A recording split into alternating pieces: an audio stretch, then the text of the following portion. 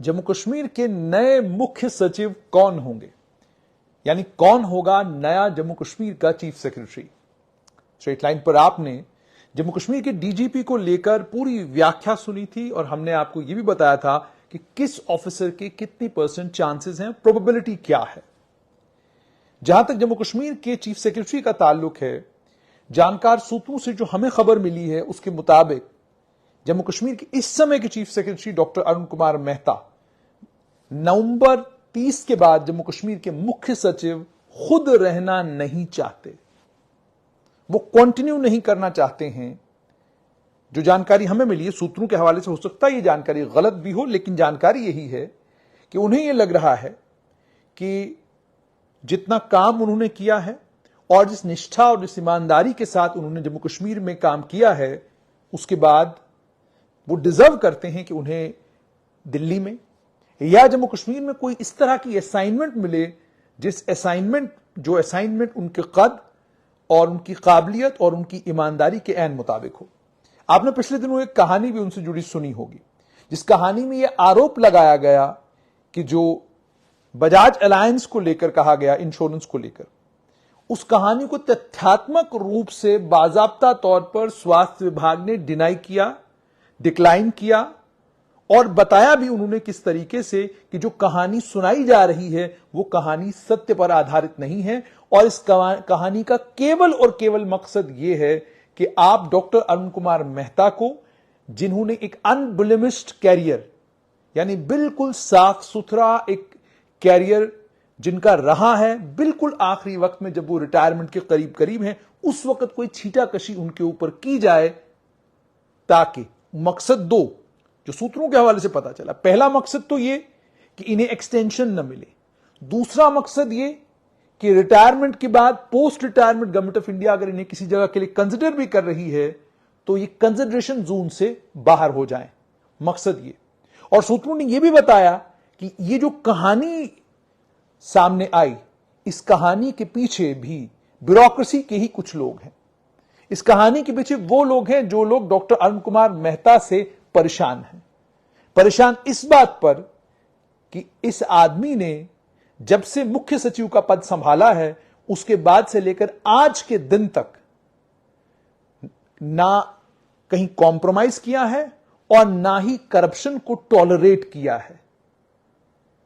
और दूसरा ये कि जब अफसर अपनी अच्छी पोस्टिंग मांगने के लिए जाते हैं कि जनाब मुझे पोस्ट कर दीजिए, या कोई अफसर आकर कहता है कि जनाब मैं बीमार हूं, मुझे तकलीफ है, मैं फला बीमारी में ग्रस्त हूं, और उसके बाद ह्यूमैनिटेरियन ग्राउंड्स पर चीफ सेक्रेटरी ये तय करता है कि चलिए ये आदमी कह रहा है कि ये अब इसके हालात बहुत खराब हैं और उन खराब हालात में इस आदमी के लिए आगे चलना बड़ा मुश्किल है, चलिए इसे कोई ऐसी असाइनमेंट दे कि ये कुछ कंट्रीब्यूट करे। और वो ऑफिसर वहां पर कंट्रीब्यूट करने की बजाय जब वापस वही सब करना शुरू करता है जिस सब के लिए वो ऑलरेडी ऑफिसर मशहूर था, तो उसके बाद वो ऑफिसर पूरी कोशिश करता है कि कोई छींटाकशी की जाए, कोई कहानी बनाई जाए और किसी तरीके से किसी को कोई कहानी सुनाई जाए। अब जो कहानी सामने आई भी, उस कहानी को लेकर भी अभी तक, जैसे मैंने आपको, बहुत सारे लोग सक्रिय हैं, कोर्ट में जा सकते थे, अन्य कई और प्लेटफॉर्म्स पर जाकर बहुत कुछ शोरगुल कर सकते थे, मगर चूंकि जैसे मैंने आपको कहा कि तथ्यात्मक दृष्टिकोण से उसके अंदर कोई दम नहीं है, इसलिए लोग परेशान हो रहे हैं। और दूसरा यह भी, जिस कालखंड में यह सब कुछ हुआ उस कालखंड में मुख्य सचिव के पद पर डॉक्टर अरुण कुमार मेहता थे ही नहीं, और जिसके कार्यकाल में यह हुआ वो उस समय जो फाइनेंस सेक्रेटरी थे, जाहिर सी बात है उनके और डॉक्टर अरुण कुमार मेहता के बीच में रिश्ते क्या थे वो भी पब्लिक डोमेन में सारी चीजें थी। लेकिन उसके बावजूद, और ये यही नहीं था बल्कि एक डीप सीटेड एफर्ट था, और जहां तक मुझे याद है कि लगभग आज से साल 1.5 साल पहले ये कोशिश की जा रही थी कि सोशल मीडिया पर इस तरह का एक प्रोग्राम चलाया जाए जिस प्रोग्राम में ये बताया जाए कि doctor Arun Kumar Mehta chief secretary होते हुए अपने बेटे को, जो बजाज अलायंस में काम करते हैं, उनको फायदा दिलाने की कोशिश कर रहे हैं, ऐसी एक छवि बनाने की कोशिश की गई। लेकिन जहां तक डॉक्टर अरुण कुमार मेहता के बच्चों का ताल्लुक है या उनके परिवार का ताल्लुक है, तो बड़ी हैरानगी की बात यह भी है कि एक आईएएस ऑफिसर के परिवार से जुड़े हुए लोग जब कैरियर स्टैटिस्टिक्स में ऊपर जाते हैं तो उसको उस ऑफिसर के साथ जोड़कर देखने की प्रथा जम्मू कश्मीर में है। और बड़ा अनफॉर्चुनेट यह है कि वही जम्मू कश्मीर के लोग जिन्हें डॉक्टर अरुण कुमार मेहता में कमियां और कमजोरियां नजर आती हैं, वो बात नहीं करते कि 1995 की दहाई में एक जम्मू कश्मीर के चीफ सेक्रेटरी ने अपने बेटे को सिविल सर्विसेज में लाने के लिए टेक्निकल कोटा का एक नया सिलसिला जो है वो पैदा किया। कोई इन तमाम चीजों को याद नहीं करना चाहता कि यहां जम्मू कश्मीर के ब्यूरोक्रेट्स ने अपने बच्चों को एस्टैब्लिश करने के लिए, अपने बच्चों के कैरियर को बनाने के लिए, अपने बच्चों के कैरियर को स्टेबलाइज करने के लिए किस हद तक सिस्टम का इस्तेमाल किया।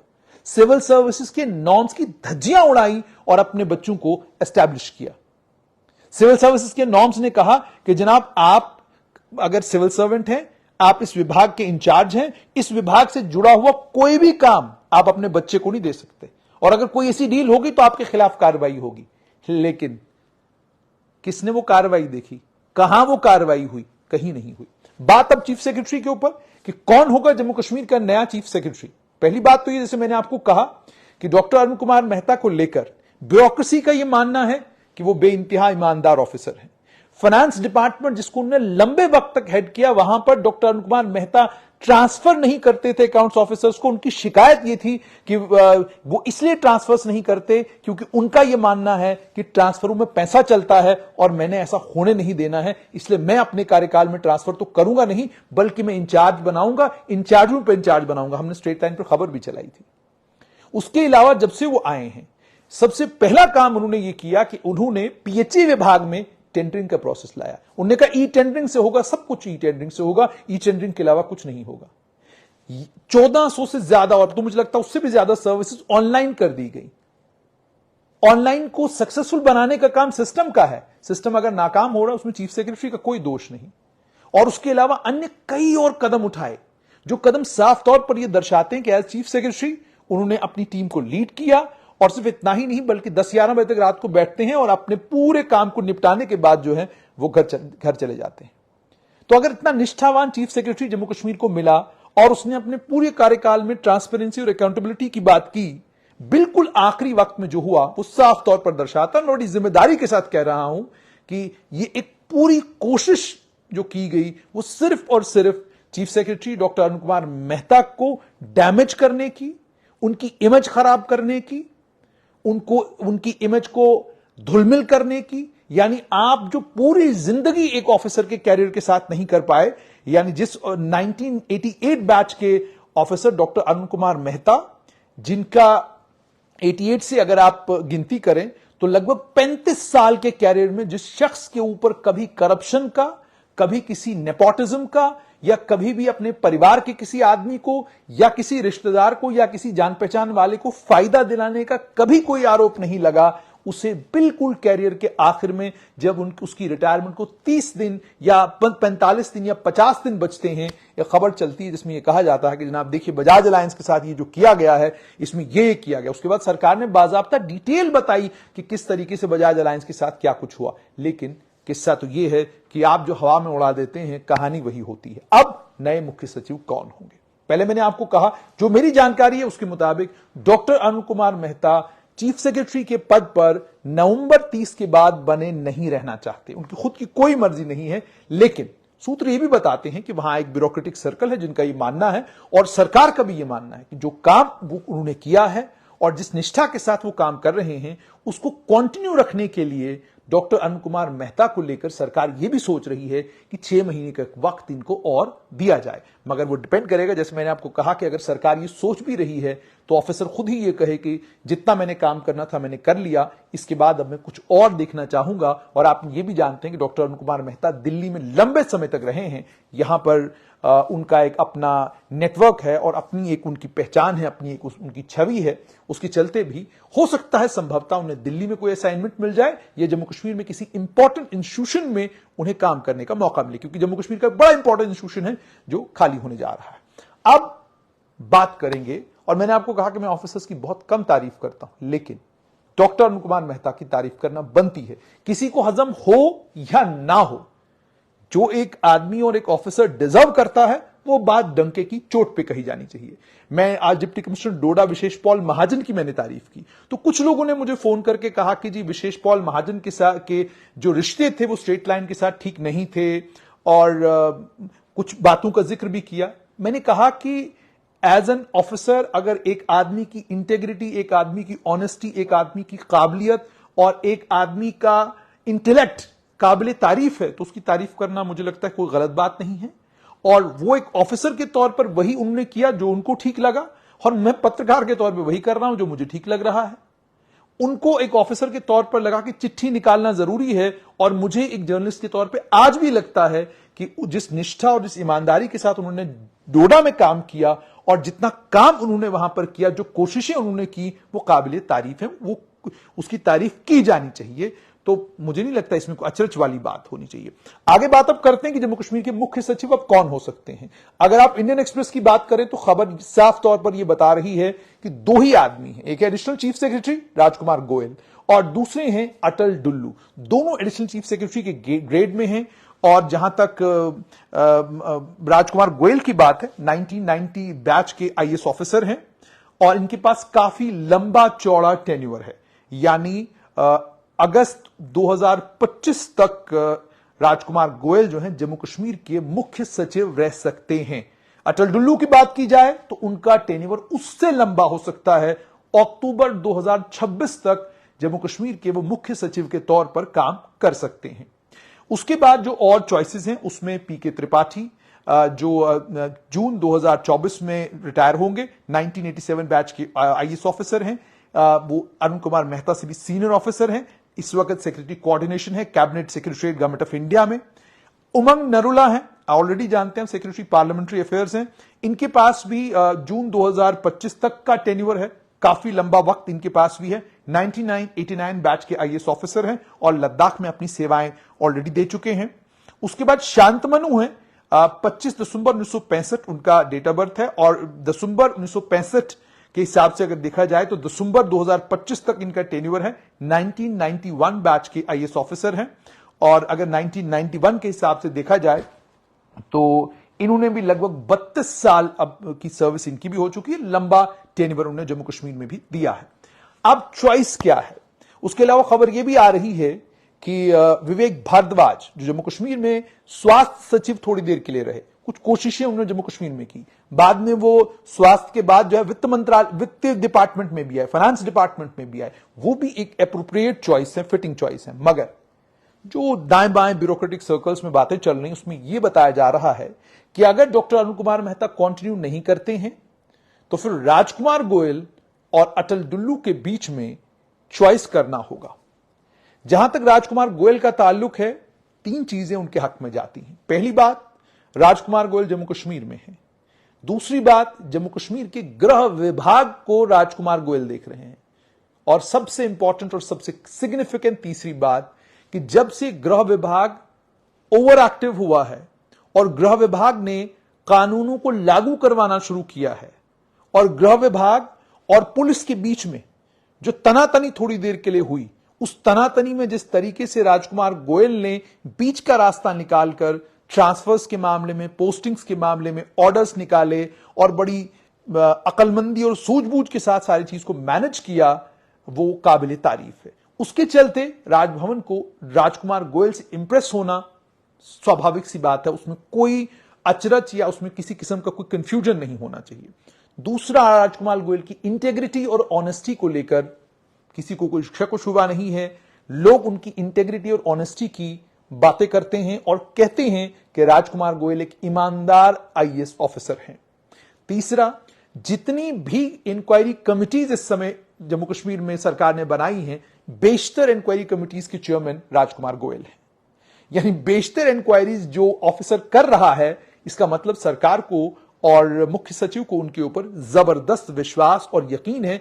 इसी विश्वास और यकीन की वजह से हर बड़ी इंक्वायरी राजकुमार गोयल को दी जाती है। तो इसका मतलब यह हो गया कि टॉप कंटेंडर्स में राजकुमार गोयल इस समय टॉप कंटेंडर है। जहां तक अटल डुल्लू का ताल्लुक है, पहली बात तो यह कि अटल डुल्लू इस समय एक तो दिल्ली में है, सेक्रेटरी बॉर्डर मैनेजमेंट है। हालांकि इनके पास टेन्योर लंबा है, अक्टूबर 2026 में इनकी रिटायरमेंट है, और जहां तक राजकुमार गोयल का ताल्लुक है वो अगस्त 2025 में जाकर रिटायर होंगे। तो इसका मतलब यह होगा कि कंपैरेटिवली अगर आप देखेंगे, लगभग 1 साल और 2 महीना ज्यादा वक्त जो है वो अटल डुल्लू के पास है।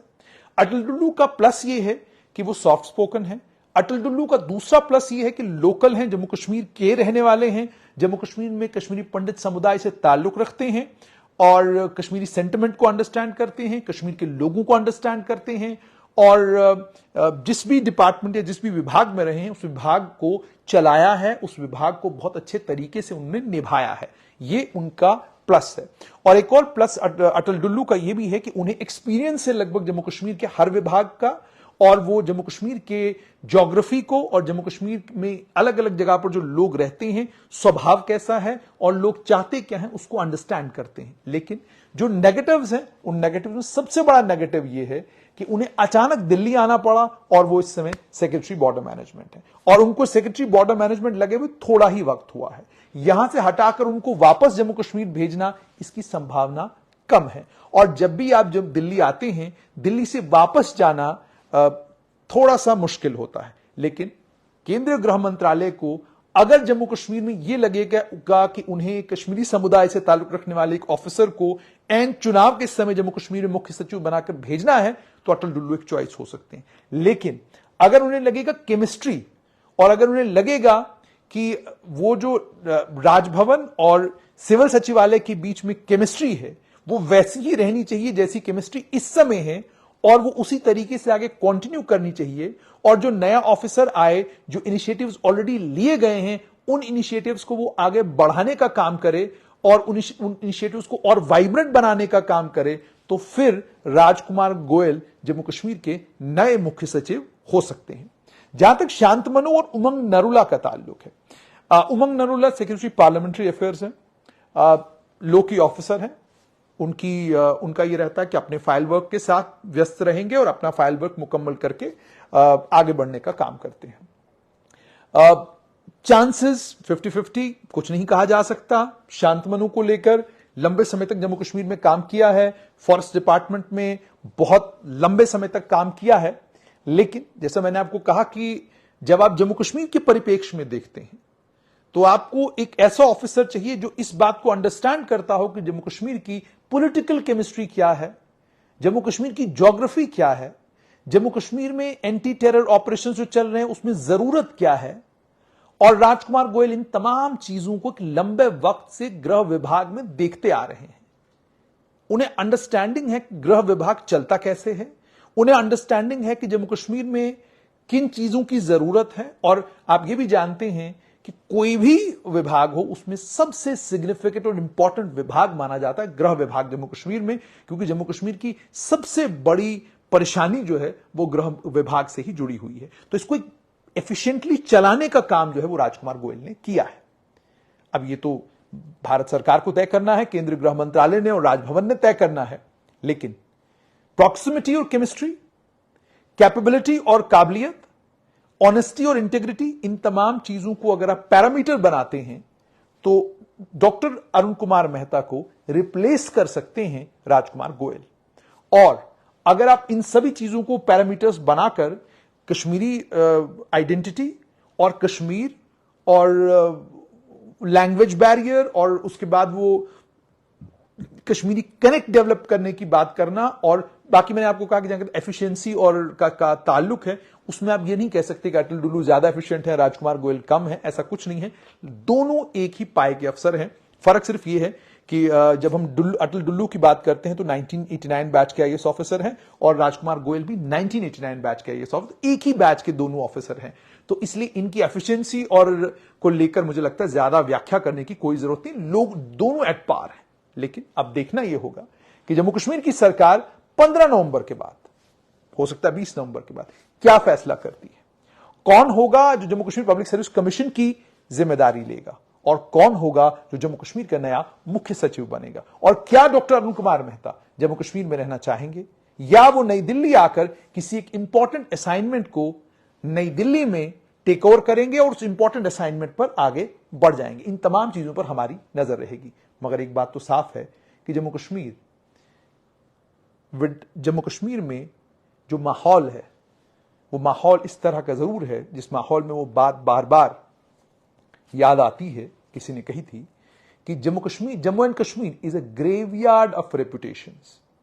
बड़े बड़े लोग अपनी बहुत भयंकर किस्म की रेपुटेशंस लेकर जम्मू कश्मीर आए, लेकिन जब गए तो वो रेपुटेशंस तार तार हो चुकी थी। उसका कारण ये है कि जम्मू कश्मीर में वो जो माहौल वो जो बन चुका है, उस माहौल में परिवर्तन आना शुरू हुआ है, लेकिन आप कहेंगे मुकम्मल तौर पर परिवर्तन आया है, ऐसा अभी भी नहीं है।